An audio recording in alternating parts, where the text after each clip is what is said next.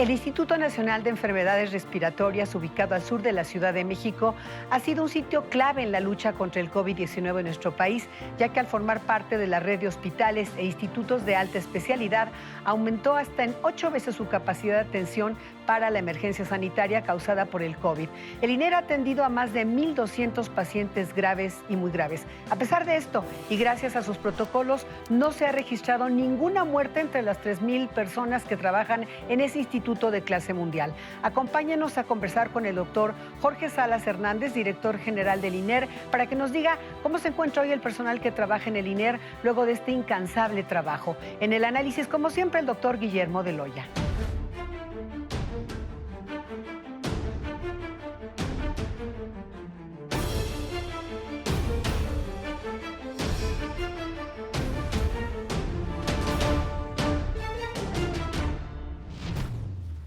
Doctor Jorge Salas, bienvenido. El Instituto Nacional de Enfermedades Respiratorias, bueno, fue el que atendió al primer paciente de COVID en el país. A 7 meses de la pandemia, ¿cuántos pacientes han atendido? ¿Cómo se encuentran los turnos? ¿Cómo está la actividad? Gracias, les saludo con gusto. Bueno, esta ha sido una temporada de varios meses con una actividad muy intensa, que obviamente conforme transcurrió el tiempo fue incrementándose. Como hemos comentado en otras ocasiones, el criterio de trabajo en la atención de pacientes con COVID-19 en el instituto fue recibir y atender dentro del hospital a todos aquellos pacientes que llegaron con las formas más graves de la infección. Es decir, todos han sido casos complicados, con neumonías, con grados graves de insuficiencia respiratoria, por lo cual muchos de estos pacientes pues, se tienen que hacer estas maniobras de tratamiento avanzado, como es intubación, colocar un tubo en las vías respiratorias, que está a su vez conectado a un aparato que se llama respirador o ventilador mecánico. Ese es un gran porcentaje, el 70% de los pacientes que hemos atendido han estado con estos criterios, y al día de ayer habíamos ya recibido habíamos atendido más de 1,250 pacientes dentro del hospital con estas formas graves de la enfermedad. Y afortunadamente aproximadamente 2/3 partes de los pacientes pues logran salir adelante de estos cuadros tan graves. Así ha sido toda esta temporada. Es una excelente noticia el indicador que nos da, habla pues de la clase del hospital, que es un hospital de clase mundial, que es un instituto que es ejemplo a nivel nacional. Me pregunto cómo es que usted ha cuidado de todo este personal que ya ha enlistado, pues pese a las condiciones en las que han trabajado de muchísimas horas sin parar, de lunes a domingo, 24 horas del día, no ha registrado, por fortuna, un solo caso de pérdida de vidas entre el personal. ¿Cuáles han sido los protocolos? ¿Qué ha implicado?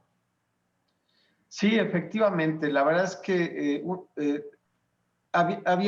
se dieron 2 metas, se establecieron 2 metas de trabajo desde el inicio de la pandemia. Por supuesto, uno era lo que acabo de comentar, la mejor atención posible a los casos más graves, con estos datos que les acabo de comentar, que nos convirtió en la mayor terapia intensiva del país. Y el otro punto fue la máxima protección a los trabajadores de la salud. Por supuesto, de todos aquellos que, como comúnmente se dice, están en la primera línea, que son médicos, enfermeras, quien está directamente en contacto con los pacientes, pero también el resto del personal que circula en el interior del instituto y que pues, de alguna forma nos cruzamos con gente que está directamente con los pacientes. Y entonces lo que hicimos fue establecer protocolos de cuidado de los pacientes. Implementamos una unidad de medicina ocupacional interna en la que varias cosas se han hecho. Por supuesto, creo que la clave han sido 2 puntos, o 3 puntos, diría yo. Uno es la capacitación en todo el personal. La capacitación en conocer la enfermedad, conocer cómo se transmite, conocer cómo cuidarnos, y quienes están directamente en la atención de los pacientes, conocer el uso adecuado del equipo de protección personal. Ese es un primer punto. Un segundo punto ha sido el dotarlos del equipo de protección personal, ¿no? Si no se tiene, pues aunque se tenga la teoría, pues en la práctica no se puede llevar a cabo. Claro. Entonces, afortunadamente, hemos tenido el equipo de protección personal. Y el tercero, pues, es hacer un seguimiento de que las cosas se sigan haciendo bien a lo largo de los meses. El resultado de todo este gran trabajo, que es, pues, de todo el instituto, esto no es de una persona, todos tenemos que poner nuestra parte de trabajo para lograr este objetivo. Entonces, el resultado es que ninguna persona de los que han estado activos durante todo este periodo de pandemia, que somos en números cerrados 3,000 trabajadores en sus diferentes tipos de responsabilidad en el instituto, ninguno de los trabajadores activos afortunadamente ha fallecido. Sí, Entonces, doctor. me parece que ese es un buen resultado de una planeación de un programa de atención en este sentido. Ahí están los resultados y qué gran noticia nos da, pero en términos de desgaste emocional, de las implicaciones que ha tenido en el ánimo de los trabajadores, de todos los trabajadores del INER, ¿cómo se encuentran ahora? Bueno, considerando además que al principio de la pandemia muchos eran discriminados, ¿cómo están ahora y cómo quisiera saber si ustedes perciben un cambio de la sociedad hacia los trabajadores de la salud, de todos los que nos han mencionado? Sí, bueno, yo sí creo que ha habido un cambio. Me parece que finalmente la población en general tiene muy claro el trabajo que ha hecho y que sigue haciendo el personal de salud, el nivel de responsabilidad que se ha tenido, los riesgos que se corren, que son propios del trabajo de uno, pero que ahora se incrementaron ante una enfermedad tan contagiosa y tan grave en algunos casos. Y creo que esa parte ya ha ido cambiando. Ya en cuanto al cómo ha impactado este trabajo tan intenso en los grupos de trabajadores, pues desde luego hay un agotamiento en todos aspectos, un agotamiento físico y mental. Precisamente dentro del programa de atención de los trabajadores se ha contemplado y se tiene un programa de salud mental en el cual los trabajadores se pueden acercar con nuestro grupo de expertas en psicología y en psiquiatría, pues para atender sus inquietudes, sus necesidades en cuanto a salud mental. Y lo que hemos visto en términos generales, pues es un agotamiento físico, porque son muchas horas de trabajo en situación de estrés. Ha habido periodos en la gente de ansiedad, por supuesto también de depresión, pero afortunadamente creo que se ha atendido bien por una parte y por otra los mismos trabajadores pues en las diferentes etapas han superado todos estos aspectos de problemas de salud mental y pues se mantienen, la gente se mantiene muy activa y con el compromiso de seguir haciendo lo que hasta el momento considero que el INER lo ha hecho muy bien. Pues sin duda, los queremos felicitar desde luego a todo este gran equipo del INER, por supuesto a usted como su director. Han hecho, seguramente seguirán haciendo de aquí a lo que resta de esta pandemia que todavía va para largo, pero en ese sentido, si ustedes han hecho lo suyo, doctor, ¿qué tenemos que hacer como sociedad ahora que viene la influenza y que todavía esto, pues no, esta historia no ha terminado? ¿Qué le pediría usted a la sociedad desde un lugar, insisto, donde ha habido un gran compromiso?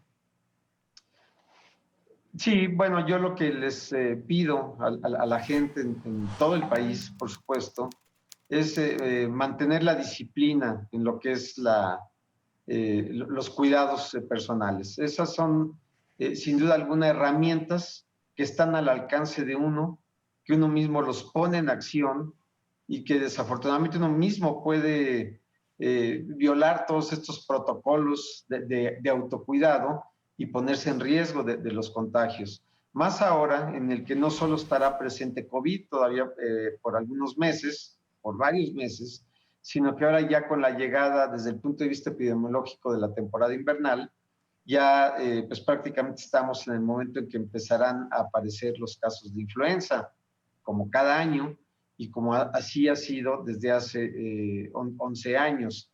Entonces, me parece que la sana distancia, el uso de cubrebocas, el estornudo o el toser de etiqueta, el lavado de manos las veces que sea necesario, el descontaminar las áreas que uno está tocando, En fin, todas esas medidas, todas las tenemos que aplicar todos los días. Y ahora, acercarse a los centros de salud para la aplicación de la vacuna contra la influenza, que ya está disponible, ya ha iniciado la campaña de vacunación y me parece que es una gran medida de protección para los grupos de riesgo. Muy bien. Doctor, le agradecemos muchísimo su participación y de verdad haga extensivo este reconocimiento a todos los trabajadores del Instituto Nacional de Enfermedades Respiratorias. Gracias, doctor Salas. Muy amable, muchas gracias. Bueno, vamos a un primer análisis con el doctor Guillermo de Loya. La pandemia ha tomado un rumbo incierto a nivel mundial. Rebrotes y posibilidad de nuevos periodos de confinamiento imponen mayor presión al personal médico, quienes heroicamente trabajan de sol a sol. Con la misma falta de certeza sobre las cifras de contagios y muertes por una política de manejo sumamente deficiente respecto a la pandemia, las previsiones para el futuro inmediato piden al personal médico y de atención estar listos ante la eventualidad de un nuevo incremento de enfermos en el inicio de la temporada de influenza. ¿Estamos preparados para una contingencia que a su vez evite el confinamiento y no dañe de nueva cuenta el desarrollo económico? Esperemos que sí. Con una alta ocupación que ha rebasado por momentos el 85%, el INER se ha esmerado por dejar constancia de eficiencia y compromiso en la grave crisis que vive respecto a la atención de la pandemia de COVID en nuestro país. Guillermo de Loya, bienvenido. Siempre un gusto, Estela. Bueno, pues el INER, ejemplo de hospital, México registra el más alto indicador de sanitarios, desafortunadamente, que han muerto en esta pandemia, pero Sí, mira, caray. el INER va en ceros. Eso tiene que ver mucho con los protocolos que han resultado muy exitosos, por supuesto. Pero hay que decirlo, nadie en el mundo estaba preparado para lo que venía con esta pandemia, con el coronavirus. Y de ahí se pudo hacer lo que se tenía que hacer con lo que se tenía en ese momento. Y es ahí donde se vuelve todavía más reconocible que el instituto haya tenido la presteza, los protocolos, el orden, la disciplina para poder llegar a este momento donde afortunadamente ninguno de aquellos que componen ese talentoso personal ha resultado dañado y pues sobre todo no ha perdido la vida. Eso es una cuestión que hay que destacar, pero también destacable el nivel de eficiencia con el cual han atendido la pandemia. Eso que son cuestiones del todo reconocibles. Él hablaba de dos pasos específicos, pero uno es que tienen todo lo necesario para poder desempeñar su trabajo de forma correcta. Así es, y repito, se tuvo que ir armando así paulatinamente en el camino desde aquel primer caso en marzo, donde pues todavía se estaba de alguna forma viendo de qué se trataba esto. Repito, nadie estaba preparado para saber los alcances patológicos ni las necesidades logísticas que se tenía con esta pandemia, y sin embargo creo que se ha atendido de manera muy correcta. No sabemos hacia dónde derivará, pero lo que sí sabemos es que ya tenemos la experiencia suficiente y la logística necesaria para poder hacer frente con mayor presteza y con mayor fortaleza a lo que nos está atacando. Sí, digo, pensando en que pudiera haber un eventual rebrote con la temporada de influenza, dices, tú ya tienen experiencia, pero también hay que admitir que afortunadamente no hemos visto escenas lamentables como sí se han visto en otros países. Pero hay que poner mucha atención en una cuestión. A esa eficiencia y a ese compromiso debe corresponder, por supuesto, el apoyo suficiente. Apoyo suficiente que se tiene que traducir en mejores condiciones de trabajo para el personal médico y el personal de apoyo, que se tiene que nuevamente recapitular sobre cómo están en su condición laboral legal, aquellas basificaciones que han quedado pendientes, aquellas prestaciones que se tienen de alguna manera aún no implementadas, pero también una cuestión muy importante que señalaba, la atención, digamos, mental en razón del estrés y del desgaste que se ha tenido. Yo creo que ese será el segundo paso que tendremos que ver y que seguramente inevitablemente vendrá, tanto para personal médico como quienes fueron de alguna manera afectados por la enfermedad. A propósito de eso, mira, este primer tuit precisamente habla de que el propio INER habla de una oleada de trastornos mentales debido a las pérdidas que han tenido las personas y la dificultad para superarlas. Precisamente es algo que está ahí, agregado a las afectaciones físicas. Trastornos mentales que derivan en adicciones, que derivan en violencia intrafamiliar, que derivan, por supuesto, también en secuelas mentales por el estrés y que tendremos que estar listos como país, como muchos otros países se están poniendo ya de alguna manera en tiempo presente listos para atender esta nueva oleada y sobre todo también en el estrés que ha generado el confinamiento social. Pues muchas gracias, doctor Guillermo de Loya. Muchas gracias, Estela, como siempre un gusto. Hasta luego y gracias a usted por acompañarnos en una emisión más de Ruta ADN 40.